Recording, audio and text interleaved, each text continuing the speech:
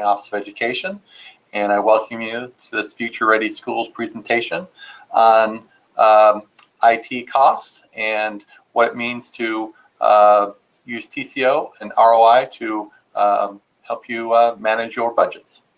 I'd like to thank some of our sponsors, TCAL, and then also some of our other sponsors, Q, SETPA, COSN, ISTE, a whole list of sponsors there for you to thank for the presentation. So today's presentation, what I hope to convey to you is the true cost of technology and how they can affect your budgets, not only from a economic standpoint, but a political standpoint within your organizations. So again, the importance of using TCO and ROI to determine the true costs associated with procuring and supporting technology and how to use information to your advantage. To give you a little background on myself, I work at the Placer County Office of Education in Auburn, California as the Director of Administrative Operations. I also serve as the acting president of SETPA, which is the California Educational Technology Professionals Association. It's a mouthful there, which is an organization which supports technical people within the state of California supporting technology in K through 12 school districts. So with that said, according to Gartner, 75% of all IT projects fail. Now, all of us would like to think that any project that we have taken on is going to be successful. Unfortunately, that's not always the case, or a case of self-denial. You know, do your projects fail? Good possibility. Are you sure of it? Probably not. So we're going to examine a few things that may help you determine the successfulness of your projects and budgeting aspects and management aspects surrounding those. One of the tools that I like to use, and I'll give credit to the Management Pro company here, is the logical framework, which is a great tool for IT folks and even non-IT folks to utilize in doing some pre-planning on some inputs, outputs, purpose, goals, so that you can, look at your objectives, measure them, verify them, make assumptions, key assumptions that will determine whether you'd like to take a project on, whether you have the budget, the resources behind that. So we're going to take a little time and delve into the logical framework. As you can see down at the bottom of the screen, you've got your inputs. Those are how do we get there items. What do we need to do to get a project off the ground? Over in the right-hand column there, under the assumptions in yellow, are what are the conditions that must exist.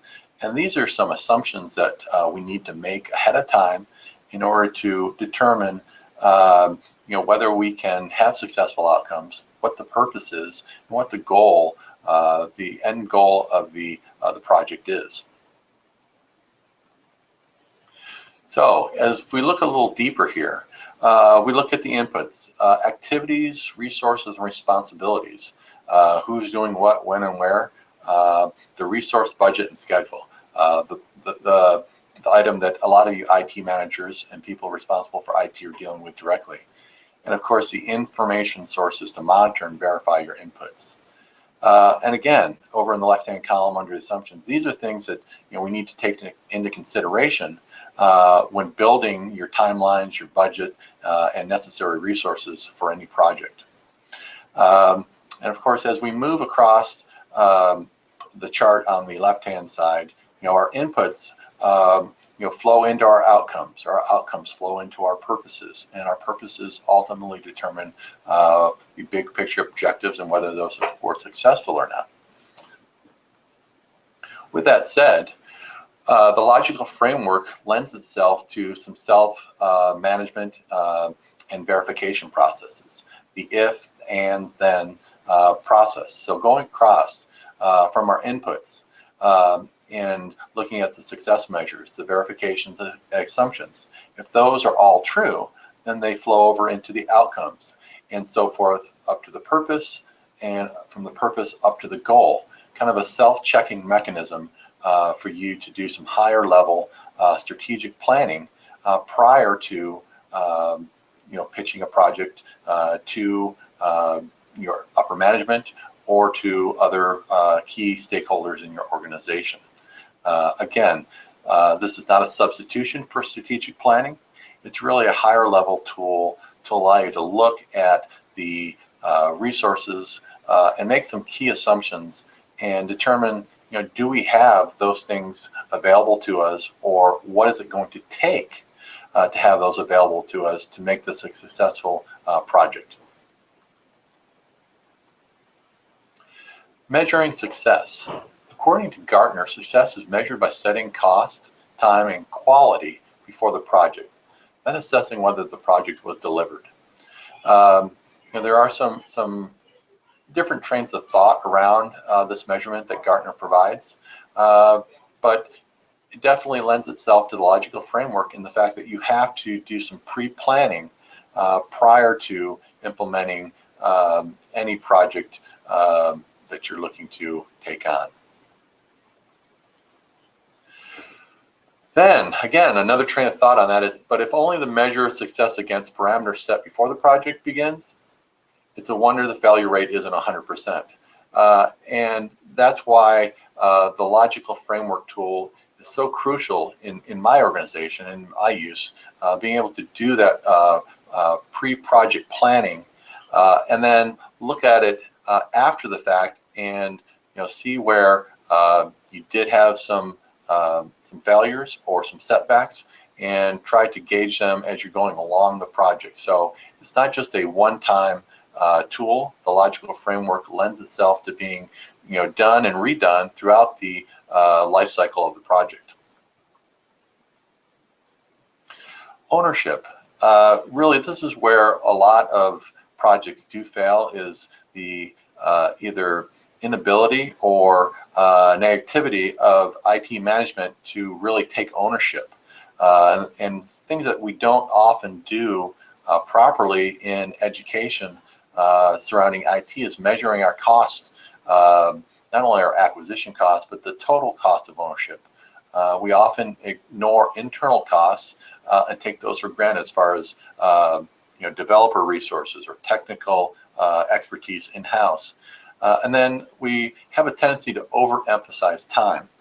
And when I talk about overemphasizing time is looking at how projects are slated either to utilize resources or the lack of resources which extend projects.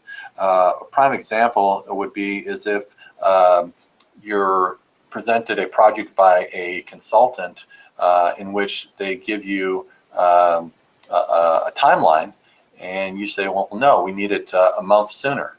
And in that case, they come back and say, sure, that's great, we can do it in a month sooner, but it's going to need more resources assigned to that project, which in turn is going to increase the costs associated with that. So a lot of times what happens is that we end up extending our timelines in order to save costs, and sometimes that can come back to bite us. So that's something we have to take into consideration, is not always relying or emphasizing time associated with the cost of the project. Leading factors that we really need to look at are, again, cost, time, and quality, or in a sense, the deliverables that are associated with the project.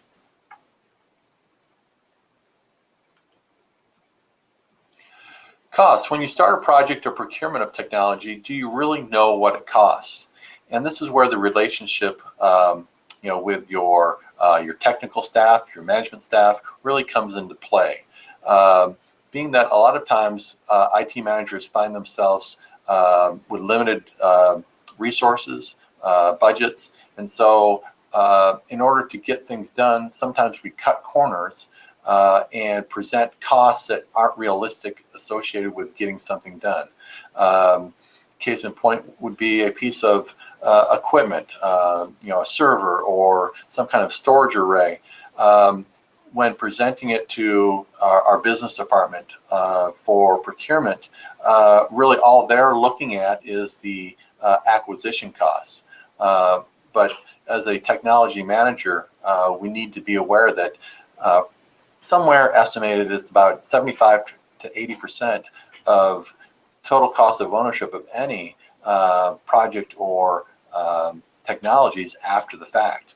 Whether it be maintenance contracts, support contracts, technical training for staff to be able to implement it, keep it up, and then just the other soft drivers behind it as far as electrical power, real estate that it takes up. So things of that nature need to be thoroughly discussed and looked over when presenting costs in regards to technology. In time, as we mentioned before, lacking the ability to measure or control the true cost of projects can sometimes be what managers focus on instead of taking into consideration the overall cost and, again, the quality of the deliverables at the end of the project.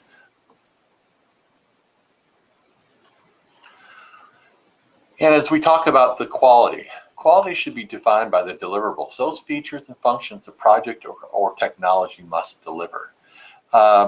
And this is where it's important that we utilize some project management principles when looking at the acquisition of technology or looking at taking on projects that involve time, resources, and of course, dollars behind it. What we want to avoid, either from an internal project management perspective or when dealing with vendors, is the eventual scope creep or change orders that come with any project inevitably. So if you're using internal resources, even though there's reduced costs associated with those, you need to be mindful that those resources are going to be tied up for any number of days or even weeks when taking on large IT projects. So any scope creep or change orders that come about definitely will impact your staff's ability to take on either future projects or do everyday tasks that they're already taking on as well. So what we've done here at the Placer County Office of Education is any projects that we're taking on internally, we develop a statement of work in which we sit down with our stakeholders, discuss the immediate need or the problem that's at hand, develop that statement of work to thoroughly document the issue at hand, provide a proposed technical solution and steps around it, and throughout the process, as the deliverables or benchmarks are put forth to the stakeholders, their stakeholders sign off so that throughout the project, so that at the end of the project, the stakeholder has gotten exactly what was spelled out in the statement of work, and any change orders or scope creep is agreed upon when it arises by both parties, so it can either be taken care of at hand or taken on as a later phase of a project. Peter Drucker, a well-known economist, says accounting attempts to answer the questions few managers know how to ask. What information do I need to do my job? When do I need it? And from who should I be getting it? These are all really not so much financial questions as operational questions. And as IT managers, we have to wear many hats beyond just managing the IT. We need to look at how technology has delved into every aspect of education, from administration to business to curriculum to operations. And so, trying to make sure that we know who to ask, what questions to ask, and who to get that information from is going to be crucial and key to the success of your projects. Management accounting really is non-fiscal measures that are frequently used. such as cost drivers are analyzed, value chain analysis, and strategic cost analysis. So these are things that we need to take into account beyond just the base cost of technology or project acquisition.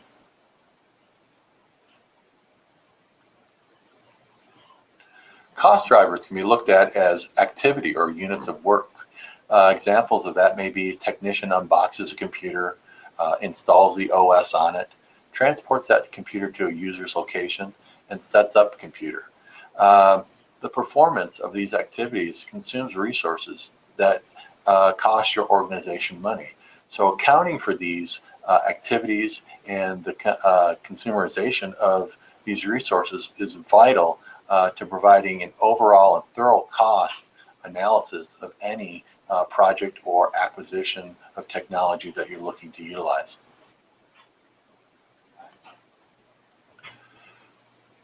Cost drivers, again, to manage activities and their costs, it's necessary to understand how cost responds to cost drivers, the factors that influence the costs.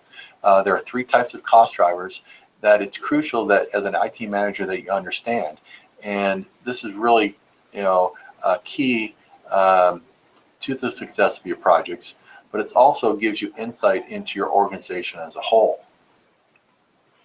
Structural costs, the size and scope of your organization. So understanding, really what the size and scope of the project is and how that would affect your organization and the resources that you have on hand, whether you have internal resources or if you're going to need to third party it out, hire VARs, things of that nature. So really understanding what's available and what the cost of those resources will be, not only for the project, but any impact they would have on other projects or other daily routines that those people may take on within your organization. And then again, the organizational cost drivers, the decision-making levels. Who are the people that are going to be influential in making sure that you have the resources necessary to be successful. And then, of course, the actual activity cost drivers, specific work associated with getting any project done. As we talked about before, the actual physical work being done and making sure that we're accounting for that accurately and most specifically making sure that's taken into the total cost of ownership. Some of the decision-making tools that are utilized quite frequently in business and even in education now more prevalently are the return on investment, the ROI, and of course the total cost of ownership, often referred to as the TCO. ROI is a return on investment, is a measure the earnings per dollar of an investment, or a return is expressed as a ratio or a percentage. Acceptable returns are defined by the organization itself. And we're going to show you a couple examples here. And at face value, they may seem like good returns on investment, but again, these are something that the organization as a whole needs to determine when looking at a project and the length of the project life cycle to determine if the return on investment is acceptable or not. So again, income over return over savings divided by cost or asset base is going to be your return on investment. So if we look at an example here, a new student information service, cost savings to your organization is estimated at $500,000. The asset acquisition cost is $250,000, resulting in roughly a $250,000 return on investment once acquisition is obtained. But as we said before, it's those intangible soft costs that need to be considered that either may raise or lower the return on investment fairly quickly. So again, the ROI is going to need to be determined by not only the technology department, but also in concert with the administration and business department to make sure it's an acceptable return in order to move forward with the project before taking it. Here we have another example where the cost savings is $200,000 to the organization, but the net acquisition cost is $250,000.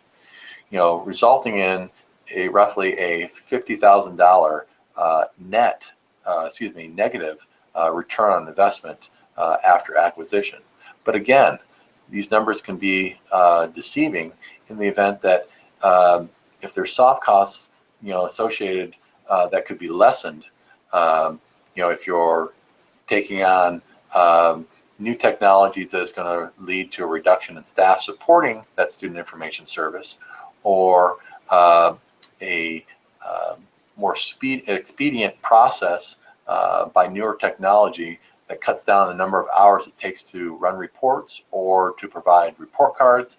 Those could be factored in to make this a positive return on investment if those numbers are delved into. So again, these are something that needs to be taken into consideration, not just taken on face value. Total cost of ownership. All the costs associated with deploying, operating, and maintaining a computer network. These are common analytical tools that have been used by business since the late 1980s and really are a method of understanding real costs to make good decisions on technology investments. And as technology leaders and managers, that's really a major focus of your job. It's not just managing the technology, but understanding the cost drivers behind it and how to efficiently use resources to the best of your ability to make your successful projects go forward and your organization to be a success as well. Direct and indirect costs. These are some of the most easiest to discern, and then on the reverse side, some of the hardest to collect and to aggregate. Example of direct costs, very easily retained. Examples would be the purchase price of a computer, purchase price of a school bus.